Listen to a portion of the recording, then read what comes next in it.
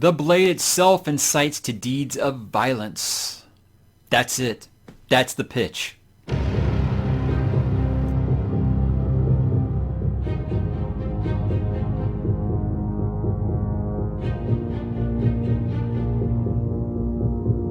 more you learn, the more you realize how little you know. Still, the struggle itself is worthwhile. For knowledge is the root of all power, after all. But it's hard to stay calm when you're terrified, helpless, alone, and at the mercy of men with no mercy at all. Everything frightens me, and it's as well as it does. Fear is a good friend to the hunted. I mean, it's kept me alive this long. But the dead are fearless, and I don't care to join them. History is littered with dead, good men. Every man has his excuses, and the more vile the man becomes, the more touching the story has to be. So what is my story now, I wonder? Well, what can we do except try to do better? Once you've got a task to do, it's better to do it than to live with the fear of it.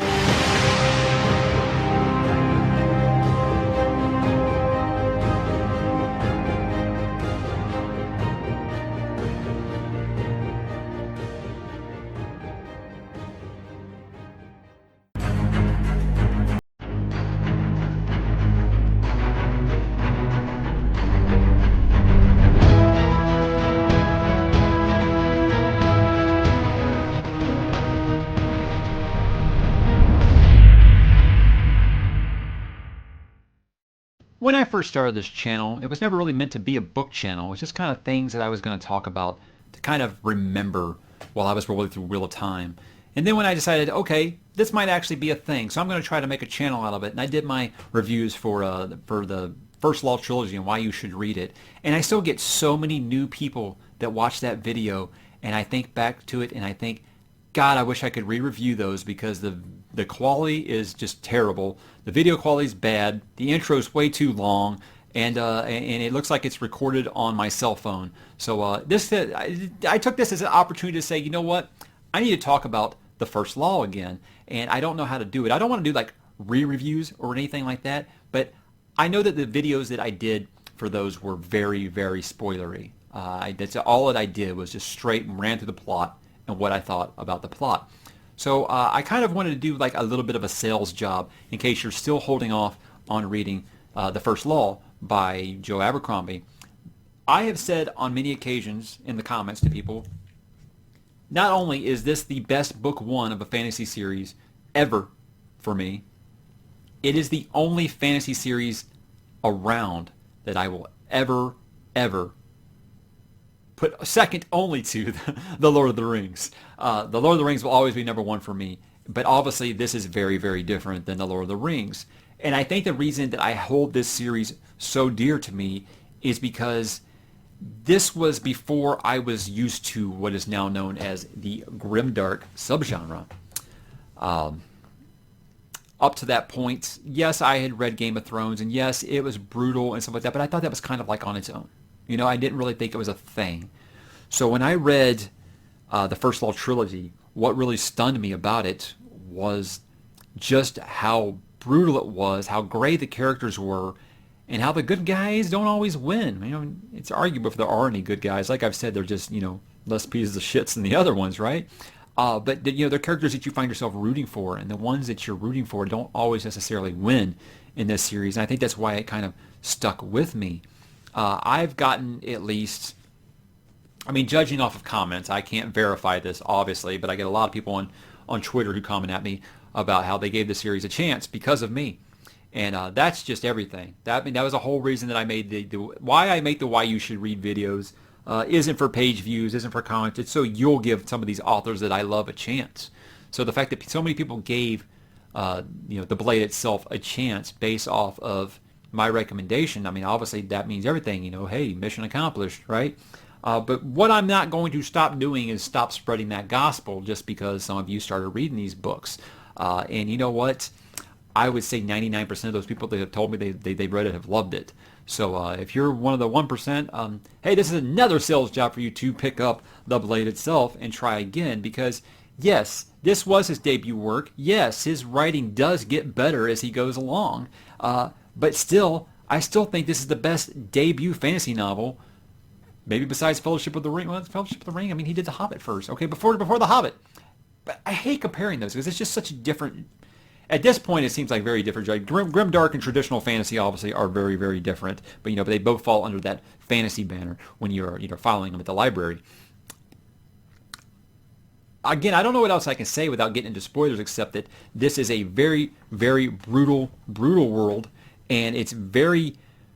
I don't like the word gritty because I feel like everybody was using the word dark and gritty with movies for years after Chris Nolan's Batman movies came out. Everything got tagged with dark and gritty to the point to where it got so dark and gritty with Zack Snyder movies that they stopped making them.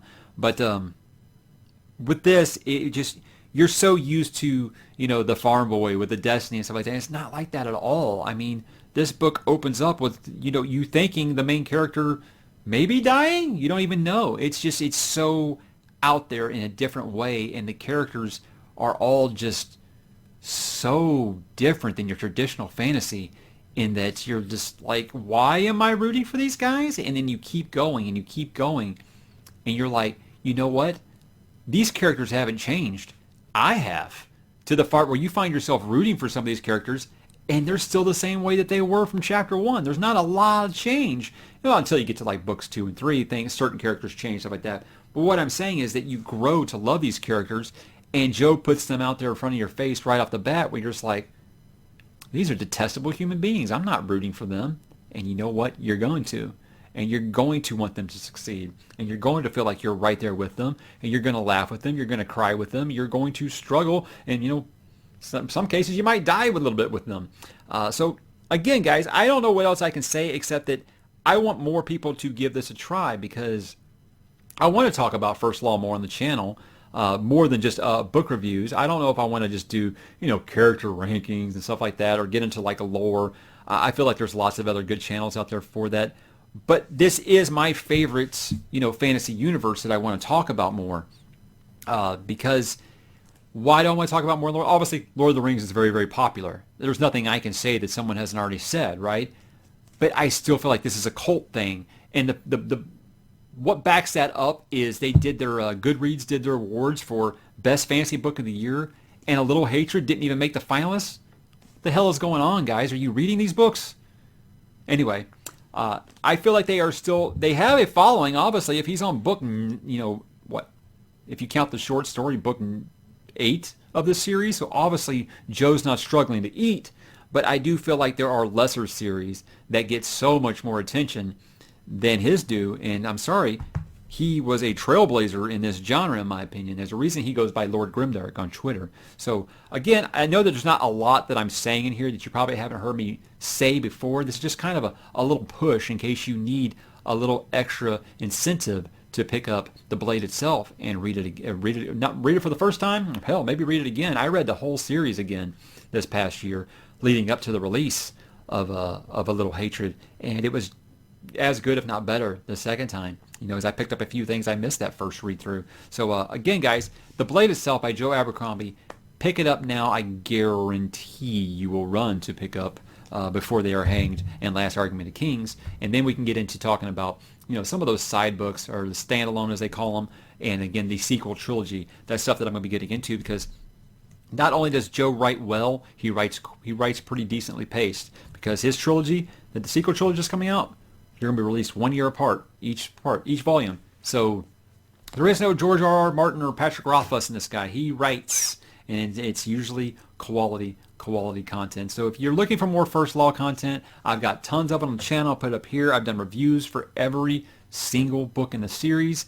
I still have not done his Shattered Seas series because it is YA, but I do think that I own them. They're up there.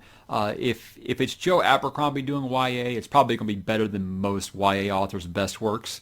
So I'm kind of like I treated Stephen King's The Long Walk, because that falls under the YA category. That I feel like yeah, he's probably going to do it better than most actual YA authors do it. So I'll read that someday. But again, this is about the first law. You guys, please drop in the comments. I want to talk to you about the first law. So watch out for spoilers in the comments if you haven't actually read the series, because I do allow spoilers in the comments. But for those that are just finding the channel, drop in the comments. Tell people what you find so great about this series, and what you thought about the blade itself. Or hell, am I the one who got you to read it? Because if so, that's awesome. That's awesome. I love it when my recommendations don't get slapped back at me about, no, that's actually not that good. Mostly positive. But I'm just trying to spread the gospel about the first law and how good it is. So guys, pick up the first law and let me know what you think about it, and I'll talk to you in the comments.